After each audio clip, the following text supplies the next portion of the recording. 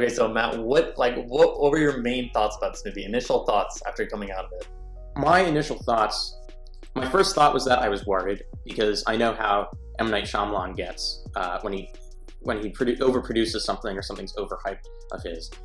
Once I was in the movie, once it started, once it finished, he had me wrapped up in the film, in the story, and I enjoyed every minute of it, really. I enjoyed every scene, and I actually can't even say I had any big issues with the film, but we can get into that a little later.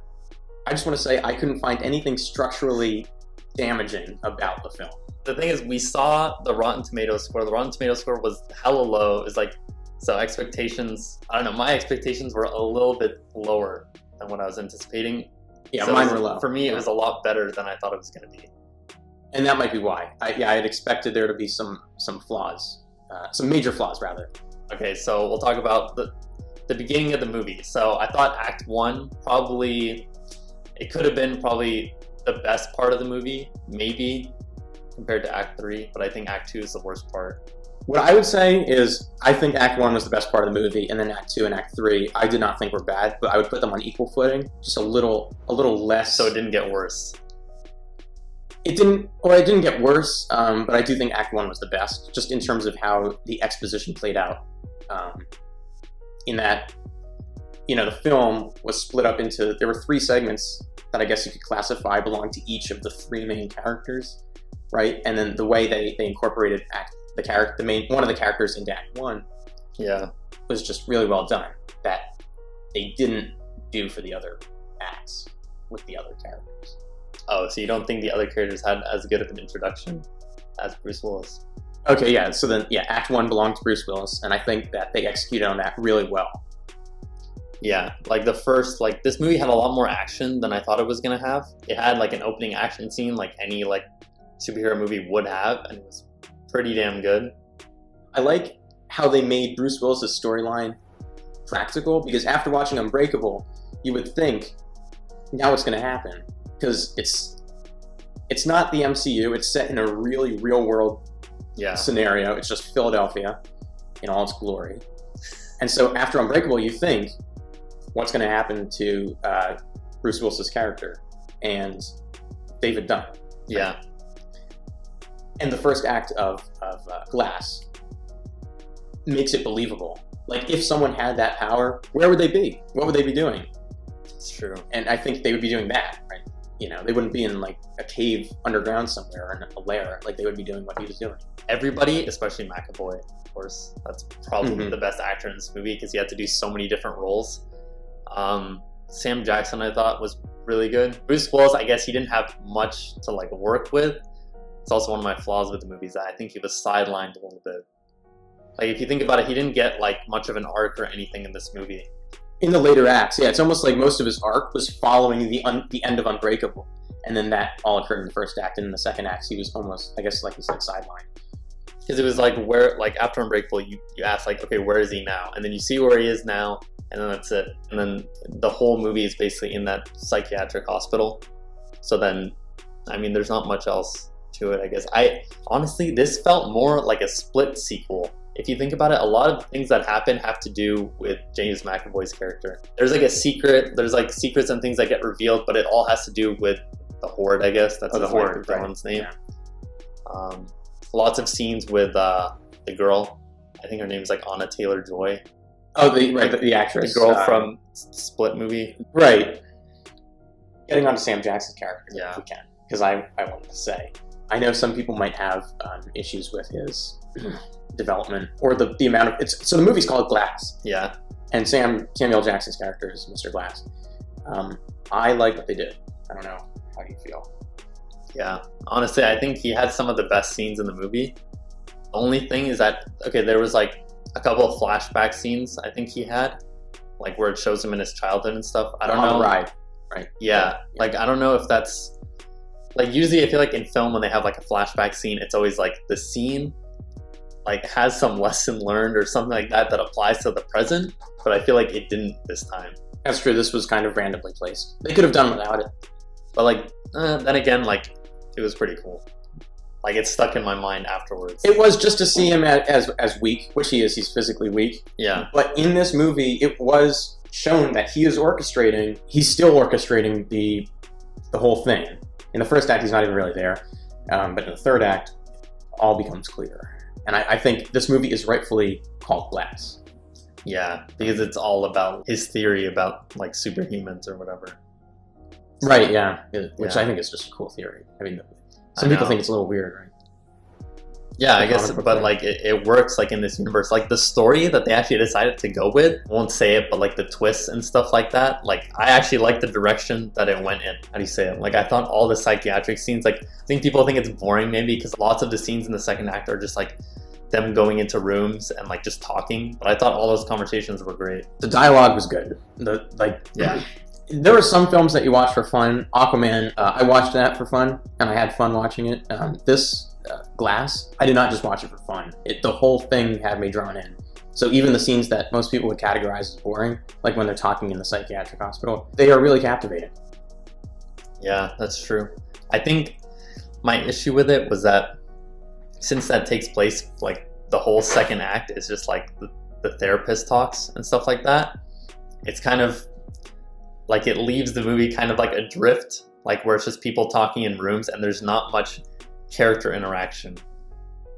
The psychiatrist's role, it was interesting, the purpose that she served. Yeah, I know. Okay, so like there's a big spoiler like with her character, and I kind of wish that they put that together more throughout the entire film, because I think that's why you didn't like her. Right. But they didn't show much under her character until later. Right, that's how I felt. She was annoying. But Yeah. looking back, once you see the film, I Yeah. definitely am more lenient toward her.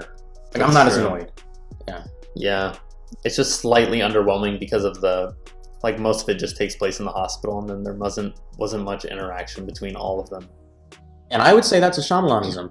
You know, you would expect in a normal movie for there to be plenty of interaction between these characters, but Mhm. the fact that they're sort of isolated from each other, I mean, it's not like a plot twist, but it's a turn that probably other directors, if they're making a superhero film, Mhm. they wouldn't choose to do that. This is probably the second best cinematic universe ever created, if you think about it. Second to what, Danny? Second Marvel. to what? Oh, Yeah. I mean, what else would yeah, it be? no, I know. How would you rank these? If you had to rank them, How would you rank them? honestly, I think I would put this. No, it would probably be Unbreakable, then Split, then Glass. But I would say Unbreakable first, and then Glass second, and then Split third.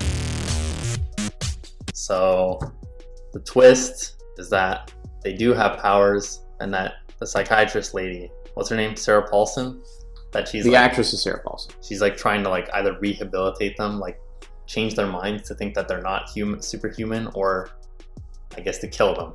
And this obviously leaves a lot of questions, which it's fine if they don't get answered. I'm fine if they don't get answered. But the organization, Yeah. what's the deal with the organization? There were no hints as to the organization's existence in Unbreakable or Split, or the first 2/3 of Glass, which is Mhm. this last third with this Clover organization. But I'm thinking, even as just an Easter egg, like I'm picturing a guy in like a bookstore or something with the thing, because they're tattooed like here. If he reaches up, it's a thing, and no one thinks about it because it's just a tattoo. But then when this Like, comes would it be out- like someone in the background, or would it be like a main character? no, someone in the background. What if M. Night Shyamalan, when he's cameoing, he has Or, it? Like, right, he's part of the he's organization. actually part of it. That's crazy how they died all Oh, at the yeah. same time, though. Uh-huh. Like in the 3 cameras. That was insane, dude. It really is, especially with the end of Glass and everyone's looking at the phone and watching the video that Yeah. is the security footage of the mess that happened at the hospital. Everyone's going to be, well, actually, probably a lot of people are going to, it's going to be like the Bird Box challenge, but like on steroids in that universe. Like people are going to jump out of windows and stuff just to see if they survive Honestly. or if they fly or That's cool that this whole movie, like, it was about Glass, because at the end, his theory was right. And at the end, he even conquered the organization. Yeah, I know. He beat them. Right, the whole thing was Glass's doing. Well, and I didn't like his death, because his death was James McAvoy's character killed him. I mean, I guess that had to happen, because they had to all die at the same time. So yeah, I want to watch this movie again. It's a Yeah. polarizing movie. It is, and also bathroom breaks are bad during Oh yeah. movie watching. Coming out of it, thought it was like like an 8.5 maybe. Thinking about it a lot, I think I would have to give it a 7.5 out of 10. But I still recommend people watch it, but then they have to watch the other films, or else it's useless to watch this one. The opposite happened for me. I still thought it was good. I never thought it was bad. Yeah. I thought it was less good, though. I like it more now, after hearing other people's bad reviews. Oh, shit. So I'm giving it an 8.5. It's kind of like if there was like a jail movie and everyone was just in their cells all the time, but then they had a really like interesting conversations. I like that just because I thought if it was like a normal jailhouse movie where everyone was fighting, and then these characters would have interacted more, and it may have been too much interaction. And I think it was more subtle. Like, it could have become a full-fledged like superhero action movie if they went to the tower and then the tower blew up, and then like I forgive it. It's because the third act I thought was like insane. Yeah. See, the third act was pretty good. Yeah, I thought the third act was like I pretty guess good. The 7.5 I'd give it. It'd be like a 75% Rotten Tomatoes. So I'd be on the fresh side. I wouldn't give it a rotten score. Oh yeah, and I mean I think it's got to be fresh. I would like to talk to someone who thinks it's rotten. Just ask why. Yeah, You know, for a good reason too. Yeah. I mean, I guess like if you saw Unbreakable like that many years ago and loved it, like I can see why this would be like underwhelming for you, but That's true. I probably shouldn't even be the judge of this because I saw Unbreakable like yeah. a few minutes ago, pretty much. Because imagine watching Unbreakable like that many years ago and then like being so hyped that there's going to be a sequel, and then Bruce Willis and the Beast and Mr. Glass, like they only interact like once. So I guess that finishes it off. I would say go see the movie.